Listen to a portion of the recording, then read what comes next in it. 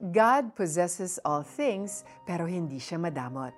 Yan ang title ng devotion natin ngayon as we continue our series, The Characteristics of God. Hindi madamot ang tatay ko. Christmas shopping has always been one of Harley's favorite traditions during the holiday season. Kahit na siksikan sa mall at matindi ang traffic pag-uwi, she finds joy kapag nakakahanap siya ng isang item na pwede niyang bilhin in bulk para ipamigay sa coworkers and sa friends niya. However, after becoming a mom, this tradition has become extra work, but nonetheless all the more special for her. Since her son loves educational toys, while her daughter likes cute things gaya ng bags and other accessories, it takes her more time para isa-isahin ang aisles ng store at piliin kung ano ang mas bagay at ikakasaya ng kanyang mga anak. Moreover, unlike Santa who does not give presents to naughty children, hindi kayang tiisin ni Harley ang kanyang mga anak kahit na minsan ay pasaway ang mga ito. She takes delight in giving gifts to her kids. Isipin na lang natin, kung tayong mga tao na gaya ni Harley ay may ganitong perspective para sa ating mga anak, how much more ang ating Heavenly Father?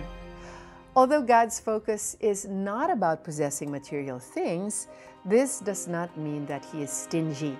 In fact, He finds joy in giving us gifts. If you count the blessings you have right now, you will find that the whole day is not enough to finish counting. Ang sarap isipin na kahit gaano tayo karami sa mundong ito, He thinks of His children individually. At dahil kilala niya ang bawat isa sa atin, our gifts are always customized depending on what we need and our personalities. Ganyan ka-special ang bawat isa sa Kanya. Pasalamatan natin ang Diyos sa dasal na ito. Father God, ang overwhelming ng pag-ibig ninyo para sa amin. Thank you for always providing for us. At salamat po for reminding us na anytime hindi kayo magdadamot sa amin at pwedeng-pwede kaming lumapit sa inyo sa anumang kondisyon namin ngayon. Sa pangalan ni Jesus, Amen. May assignment ako para sa iyo.